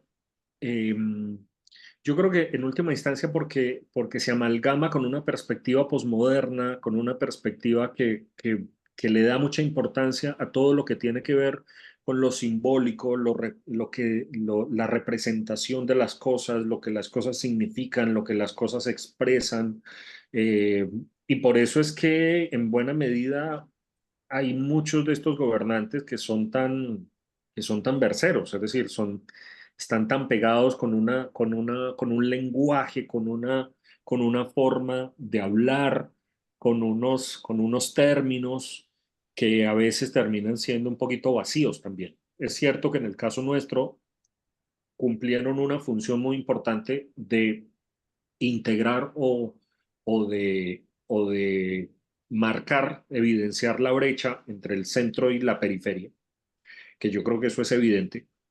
Pero de ahí, digamos, lo que sigue después, yo creo que ya es otra cosa. O sea, ya esa idea de que ese antiintelectualismo al que se refería Adolfo, yo creo que eso ya son de la propia cosecha. O sea, la idea de que los nuestros pueden ser malos, pero son nuestros. Y ese sí es un partisanismo típico de cualquier facción política. O sea, yo no creo que en eso la izquierda sea peor que la derecha.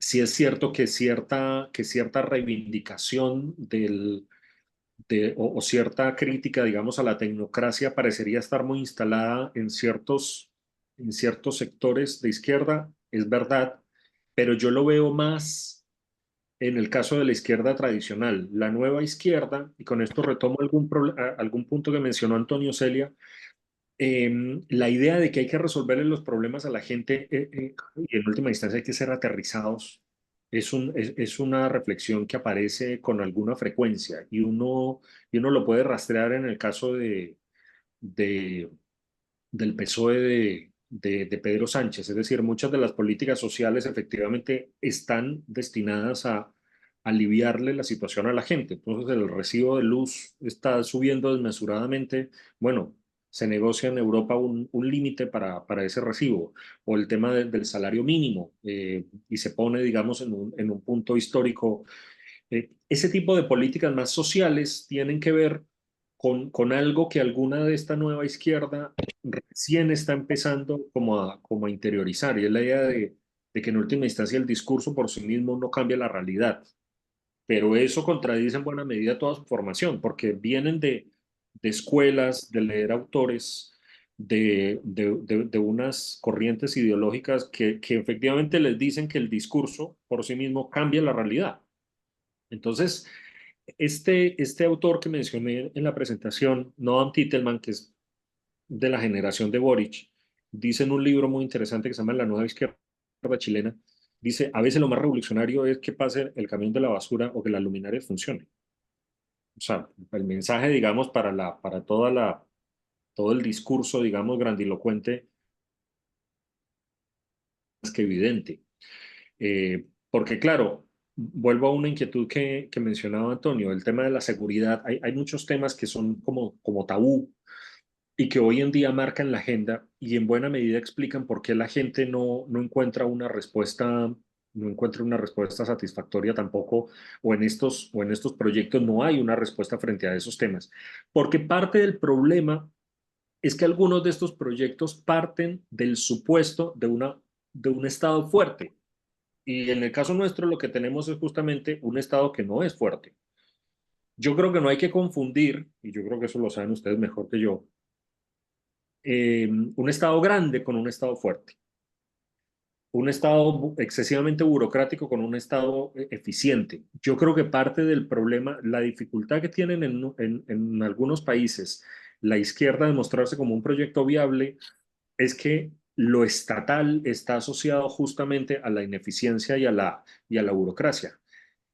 Por eso, digamos, yo creo que las propuestas más socialdemócratas a lo Mazzucato, a lo Piketty, lo que recuperan es un Estado eficiente, no un estatismo per se. O sea, esa cosa de que si el Estado se mete per se, hay redistribución, per se va a ser más igualitario, per se va a ser más justo, uno lo encuentra en los planteamientos de García Linera, pero eso es una cosa, finalmente, mucha de la izquierda de Podemos y mucha de la izquierda latinoamericana que elogiaba tanto el modelo boliviano, finalmente no han terminado por seguirlo tampoco. Entonces, yo creo que ahí también habría que introducir algunos matices. Muchas de estas cosas se quedan en un discurso que en el fondo tampoco tiene mayor trascendencia. Yo diría que son como fuegos artificiales. Entonces, creo que es importante tener en cuenta eso.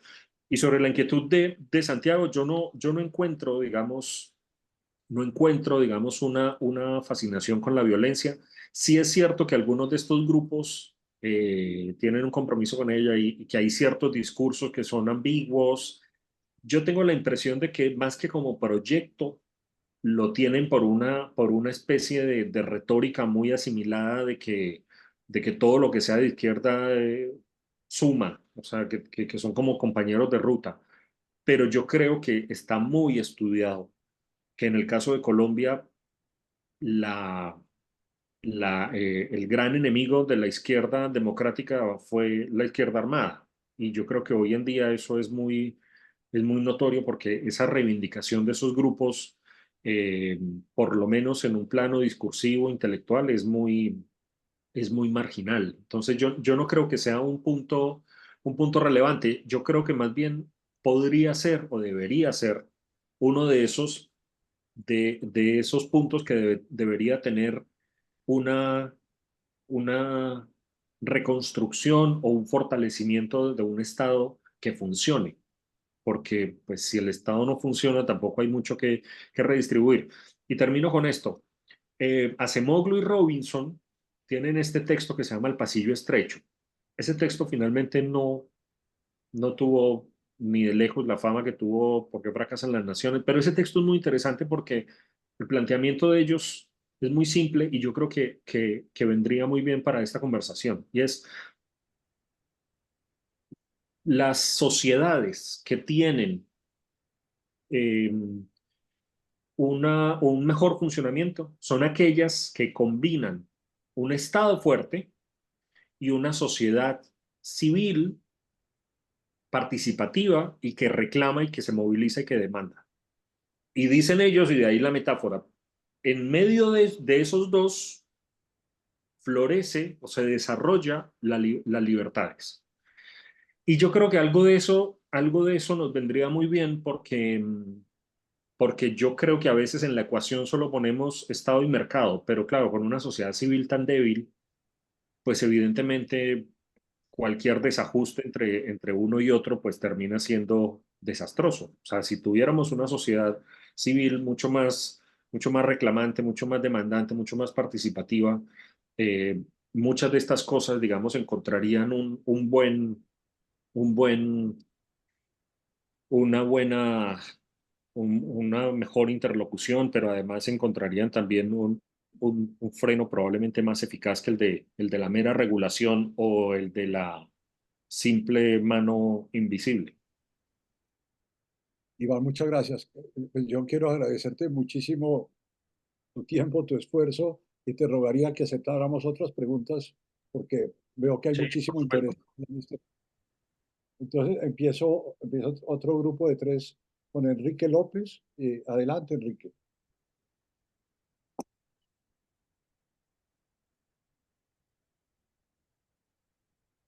Enrique, tienes el micrófono apagado.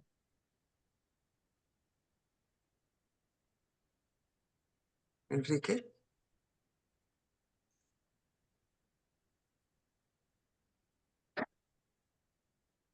Enrique, ya.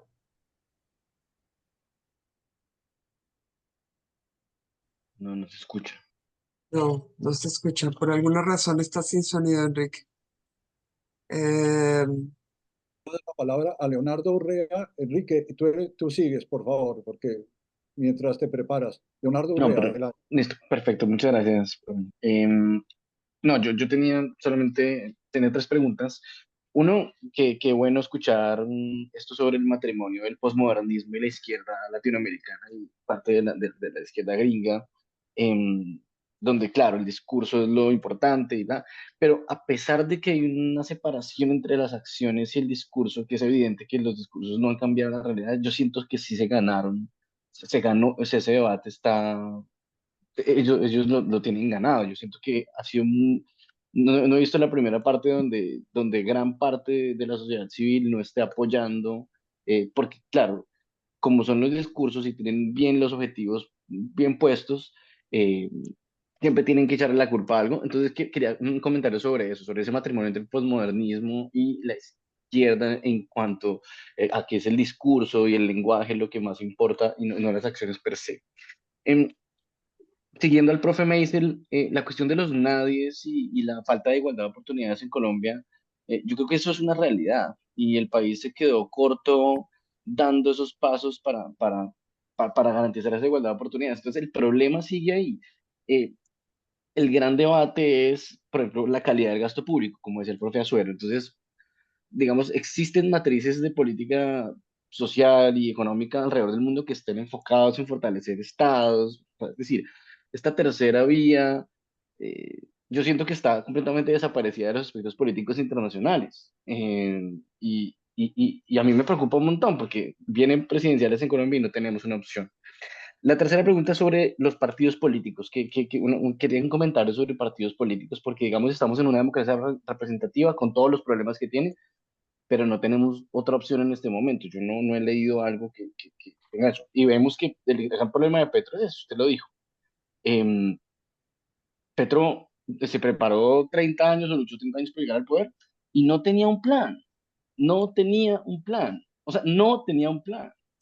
Y puede sonar muy chistoso, pero si uno mira el resto de partidos políticos, tampoco tienen un plan. Entonces, no hay esas estructuras de política económica y social, y yo creo que eso, quisiera un comentario sobre partidos políticos. Y hacia el futuro, tal vez yo me crié en una tradición liberal, creo que el liberalismo todavía tiene mucho que decir, pero las fallas del sistema internacional han sido pues muy evidentes, el liberalismo tiene que hacer una autocrítica, pero no veo, siento que esto está pasando en la academia, pero no ha saltado a la arena política todavía. No he visto todavía como nuevas líneas de liberalismos o nuevas ideas que traten de condensar estos aprendizajes, por ejemplo, el fallo de la ONU, o sea, tenemos los ejemplos a la orden del día. Gracias. Ahora sí, Enrique, adelante. Enrique, ¿es posible que tengas atado tu computadora a algún micrófono que te hubieras puesto antes? Entonces tendrías que ponerte el micrófono nuevamente o entrar y salir, pero creo que es el micrófono. No te oímos, Enrique. Bueno, vamos a darle la palabra a Luis Fernando Alarcón y después tratamos otra vez con Enrique. Luis Fernando, adelante.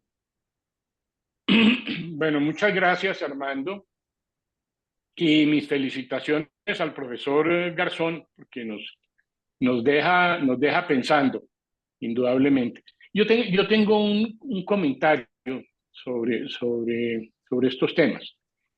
Sin lugar a dudas, toda esta discusión y este debate sobre neoliberalismo y no neoliberalismo, sus bondades y sus maldades, gira alrededor de la dicotomía entre sector público y participación del sector privado. Eso es, en última instancia, lo determinante. Ahora, como dijo usted, profesor, en algún momento, ¿cuál es la idea de lo público? ¿Qué entendemos por lo público? Ahí hay unas confusiones muy grandes que llevan en algunos momentos a que se monten unas peleas como de pelear con unos fantasmas. Y voy a ilustrar esto con un ejemplo muy de nuestra realidad. El fantasma mayor aquí en Colombia y para el presidente Petro es la Ley 100 y particularmente nuestro sistema de salud. Yo pregunto, ¿lo que hay aquí en Colombia es realmente un sistema privado de salud? Sistema privado era lo que había antes de la Ley 100, donde por fuera de la minoría que estaba más o menos cubierta por el Seguro Social, los demás defiéndase como pueda. Esa es la característica, digamos, de lo que sería un sistema privado de salud. Cada uno mire a ver cómo hace, cómo se defiende, si tiene plata bien y si no, pues vaya usted a ver quién le ayuda a bien morir. Y así era. Lo que tenemos hoy en día es realmente un sistema público donde existe la participación de unos agentes privados. Esa es la esencia de algo que además los socialdemócratas en Chile desarrollaron muy bien, que son estas llamadas alianzas público-privadas, que es una forma muy inteligente de poner en la práctica un sistema realmente público con las eficiencias del sector privado. Y lo que hay en Colombia es eso. Y yo creo que el presidente Petro ha desgastado buena parte de su gobierno peleando con ese fantasma. Un sistema de salud supuestamente público, terrible, neoliberal, que lo único que ha demostrado durante estos 30 años de vigencia es que ha permitido mejorar dramáticamente el servicio de salud para toda la población colombiana, con una participación del sector privado, pero manejado por el Estado, manejado por el sector público, que es el que regula, el que fija las condiciones, el que supervisa, el que sanciona, todas las cosas típicas de un sistema de esa naturaleza. Y entonces, buena parte de esas discusiones, y lo pongo en este ejemplo porque es que muchas de las discusiones se vuelven así, son unos fantasmas que realmente pues ponen al Estado y ponen a la gente a dar unas peleas que no vienen al caso y que los distancian de lo que es realmente importante. Ese era mi comentario. Muchas gracias. Gracias, Luis Fernando. Ahora sí veo a Enrique que está listo. Enrique, adelante. Y gracias por la paciencia, Armando, y gracias a Iván por esa presentación. Mi pregunta es esta y mi reflexión.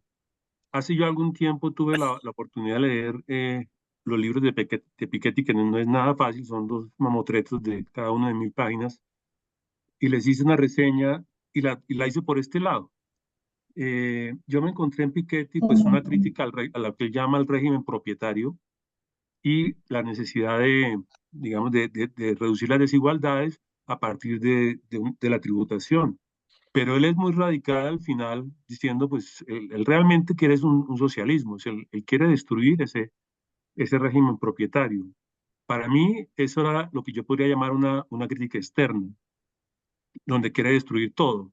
Curiosamente, y alimentando ese comentario, acudí a un texto de Martin Wolf, ustedes saben muy bien quién es, del Financial Times, donde él hacía también una crítica al capitalismo. Decía básicamente que estábamos creciendo con una muy baja productividad, que era un capitalismo rentista y que además estaba sujeto a choques financieros. Pero su crítica, uno podría decir que es una crítica interna, que es una crítica desde adentro, que busca es reformar y tratar de mejorar los mecanismos de ese capitalismo. Al final lo que uno puede concluir es que del capitalismo hay gente que no se está beneficiando y es lo que da y propicia, digamos, que haya pensadores como Piketty y los otros pensadores que mencionaba Iván.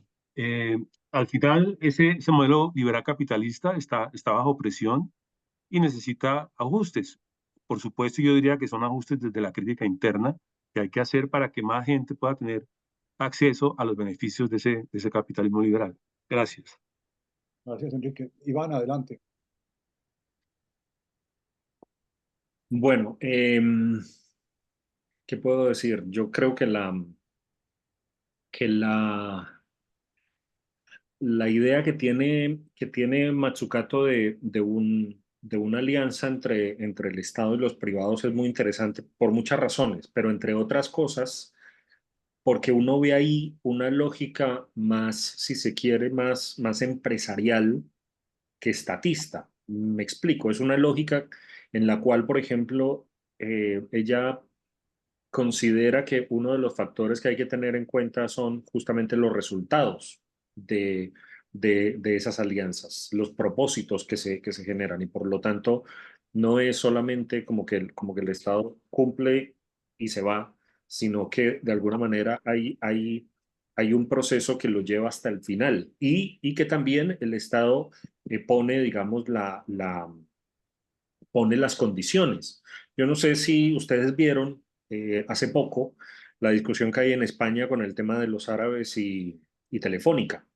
Digamos, esa es una discusión muy interesante porque lo que hicieron los árabes es que anunciaron que iban a comprar el 10% de Telefónica. Creo que el máximo permitido para una empresa o un gobierno extranjero es 9.9.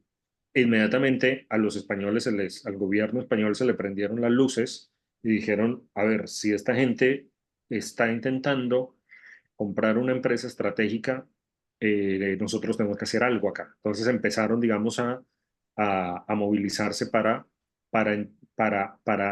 evitar que la empresa termine siendo árabe. Y es muy interesante porque eso contradice buena parte de la ortodoxia, digamos, de algunos economistas, según la cual, digamos, cualquier intervención del Estado entonces supone estatizar. Y acá, digamos, la idea de que hay ciertos sectores estratégicos que el Estado tiene que mantener, digamos, su propiedad, que son además estratégicos no solo en términos económicos, sino incluso en términos de seguridad, yo creo que es muy relevante. Por eso, yo creo que algunas de estas discusiones requieren como, como, como reiniciar, si se quiere, los términos de la discusión. Es decir, yo tengo la impresión de que buena parte de lo que hacen estos autores es tener una visión mucho más flexible de lo que se entiende por mercado, de lo que se entiende por Estado y de lo que se entiende por sociedad civil. O sea, no como compartimentos estancos que eventualmente se cruzan, sino como actores que se interrelacionan de manera mucho más dinámica y que por lo tanto no es algo que esté escrito en piedra. Sobre el comentario de Leonardo, yo creo que sobre esa unión con la posmodernidad hay que tener en cuenta una cosa, y es que hay ciertos discursos que son pueden ser muy rentables en campaña, pero gobernando es otra cosa.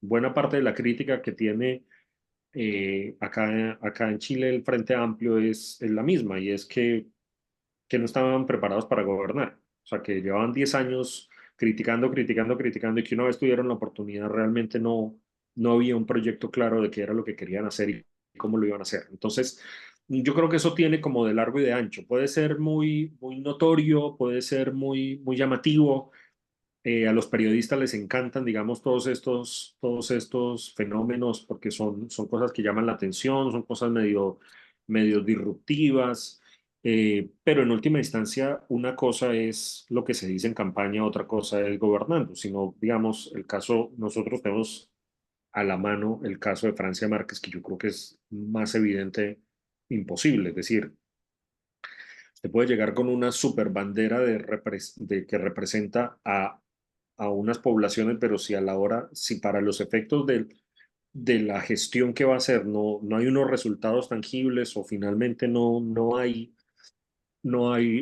como resultado, sino una labor, una gestión opaca, pues finalmente eso otro queda casi que como una anécdota. Entonces, yo creo que acá hay que distinguir como los distintos niveles que tienen estos problemas, lo discursivo de la gestión y de la ejecución. Por eso, una de las conclusiones que planteé es esa, que hay alguna de esta izquierda progresista. La izquierda progresista tiene mucho éxito en plantear los temas, en fijarlos en la agenda, en poner los términos de la discusión, pero otra cosa es la ejecución. Y termino con esto, salvo, y esto me parece triste decirlo, porque salvo el tema de la transición energética, Petro es un gobernante típicamente formado en la vieja izquierda. O sea, tiene todo el discurso, la simbología, la forma de ver las cosas, esa visión binaria de nosotros y ellos. O sea, tiene toda la,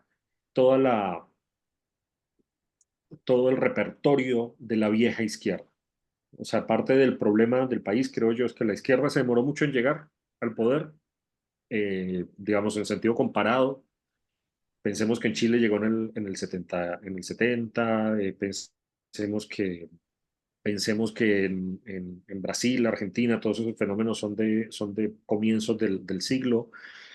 Eh, pero cuando llegó a nosotros, llegó una versión que en realidad recuerda más a los 90 que a esta época. Entonces, salvo ese tema de la transición energética, realmente Petro para mí es un gobernante de otra época, y por eso esa obsesión y esa obcecación en ciertos temas, en ciertas visiones tan anacrónicas.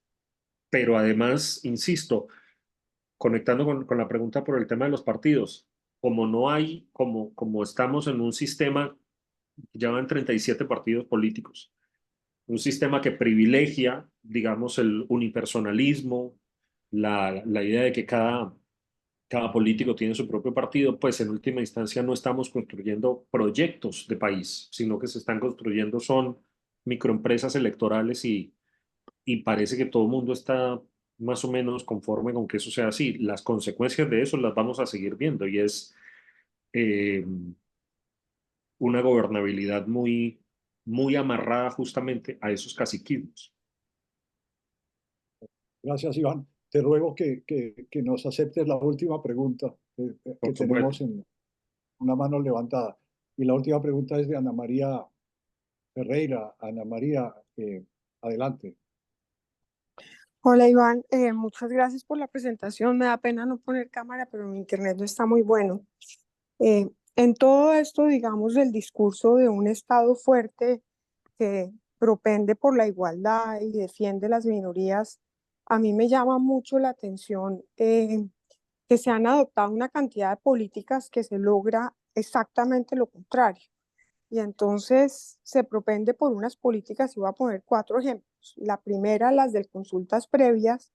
Las consultas previas, yo que trabajo en el sector energético, pues tienen paralizados y retrasados los proyectos del sector energético, muchos de ellos del sector eléctrico, lo que conlleva para la mayoría, que también son personas de menores ingresos, estratos 1, 2 y 3, facturas eléctricas gigantescas. En aras, por ejemplo, de proteger el trabajador versus el patrón capitalista, se pretende adoptar una reforma laboral que lo que hace inmediatamente es cambiar la calidad de las labores y hacer crecer la informalidad, porque va a ser tan costoso ser formal que uno está desprotegiendo, digamos, todo lo que es la economía informal y finalmente pues castigando muy fuerte a los que menos capacidad tienen para defenderse en el sistema y que tienen que recurrir al día a día. En aras, digamos, de la protección de una educación, se protegen los privilegios de FECODE, que en realidad sabemos y llevamos años viendo, producen una calidad educativa pésima. Y entonces protegemos esa minoría de maestros que no han sido tratados conforme se lo merecen y tal, y tenemos miles de niños enfrentados a una calidad de la educación pésima. Y el ejemplo de Luis Fernando Alarcón de la salud también me parece muy diciente. Tenemos un sistema que en 32 años ha logrado unos estándares de inclusión que realmente son muy impresionantes, y vamos a volver a una oferta pública de hospitales y a un empadronamiento en barrios que realmente dice uno, esto sí va en pro de la salud de los colombianos. Entonces me gustaría saber cuál es su opinión sobre esas narrativas que parecen tan bonitas y suenan lindas y todo el mundo dice, sí, todos vamos por la igualdad, todos vamos a ofrecer o proteger a las minorías, y acabamos siendo víctimas de un sistema que realmente a la larga lo que hace es beneficiar a muy pocos que no se llaman élites o no se conciben a sí mismos como élites, pero lo son, en contra de la gran mayoría que son las personas pues, que tienen que tener energía para ser productivos, ingresos, etcétera, etcétera. Gracias. Gracias, Ana María. Yo creo que estás poniendo ejemplos muy notorios de esa servidumbre que tiene Petro y el pacto histórico de esa vieja izquierda. Y creo que eso tiene una explicación que en realidad es extrapolítica. Y yo creo que uno de los metalenguajes de la izquierda, sobre todo de la vieja izquierda, pero también de la nueva, es la presunción de cierta superioridad moral. En la idea de nosotros no somos como ustedes, nosotros somos mejor que ustedes. Y eso es algo muy común porque eso tiene mucho que ver con la forma como se aproximan a los problemas. Acá, digamos, en Chile ha sucedido una cosa muy, muy dramática, digamos, para ese relato, porque el Frente Amplio, claro, como el Frente Amplio surgió en buena medida del movimiento estudiantil, es gente que viene de universidades, de unos estratos económicos acomodados, y llegaron, digamos, con la idea de que los mayores de la concertación en realidad habían, habían hecho algo que no valía la pena continuar. Y uno de los escándalos más paradójicos a los que se ha tenido que enfrentar el gobierno Boric desde el año pasado, o sea, ya lleva un año en ese escándalo, es el de Democracia Viva. Democracia Viva es una fundación.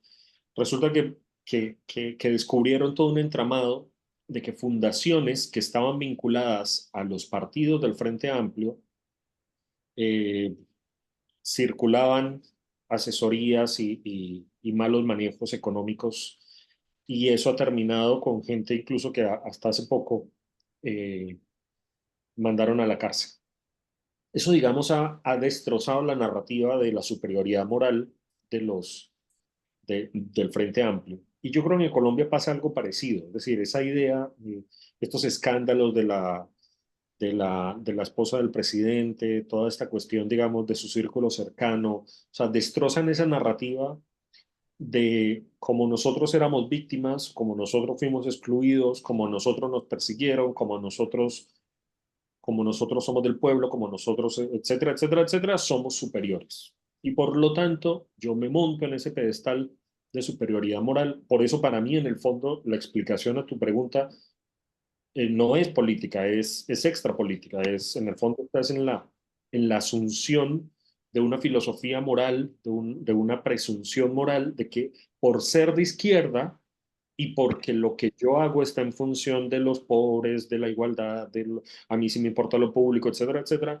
entonces estoy, digamos, blindado a una serie de prácticas que son típicas de la política tradicional. Y nos hemos enterado de que en realidad no es así. Yo creo que ahí hay un gran desafío, porque mientras estos líderes, estos gobernantes, no salgan de la idea de que nadie tiene el monopolio de la superioridad moral en una democracia, pues va a ser muy difícil que entiendan que su acción se legitima por sus resultados, no por lo que son o por lo que representan o por todos esos cuentos que en última instancia a nadie le resuelven ningún problema. Entonces, yo creo que hay algo de eso, hay algo de eso. Y dicho sea de paso, no es un problema solo de Latinoamérica. El problema de credibilidad en la que está el Partido Socialista Español es brutal. O sea, en octubre perdieron las elecciones con el PP, pero con la curiosa situación de que aunque el PP sacó más votos que el PSOE, no le alcanzaba para formar gobierno. Pues bien, lo que ha hecho el PSOE, seguramente ustedes saben esta historia, es aliarse con los partidos independentistas del País Vasco, pero de Cataluña. Entonces están discutiendo una amnistía en el Congreso para amnistiar, para perdonar los delitos de los independentistas catalanes. La gran ironía es que eso ha terminado desprestigiando mucho al PSOE, porque aunque pueda haber buenas razones para hacer algo así, y nosotros sí que sabemos de amnistías, de tragar sapos y demás, finalmente fue muy notorio que la razón por la cual cambiaron de discurso 180 grados era básicamente porque era la única forma de obtener mayoría y seguir en el poder. Entonces, el costo para la credibilidad del PSOE de esa política ha sido brutal. Entonces, yo creo que ese tema de la presunción de superioridad moral es algo que hoy en día está haciendo agua por todo lado. O no sé, bueno, termino con esto. No sé si vieron lo que sucedió en Estados Unidos con la rectora de Harvard, con la rectora de la Universidad de Pensilvania. La citaron en el Congreso y más o menos que relativizaron el antisemitismo de algunas expresiones en sus campus, y tiempo después la rectora de Harvard tuvo que renunció hace unas semanas. Entonces, esa idea, y claro, y tenía todo el prototipo, digamos, mujer negra de ascendiente, su familia es haitiana. Es decir, yo creo que hoy en día queda muy claro que como se decía antes, el hábito no hace al monje. Y eso sí que es cierto. Muy bien, Iván. Con esto terminamos. Yo quiero que en nombre de este grupo agradecerte enormemente. Yo creo que hemos tenido una extraordinaria presentación. Un placer. Y excelente. Nos dejas una cantidad de inquietudes y de enseñanzas. Y yo creo que te queremos despedir. Un aplauso muy nutrido. Muchas gracias. Muchas gracias. No, un placer. Muchas gracias. Gracias, Iván. Un abrazo a todos. Muy bueno. Muchas gracias.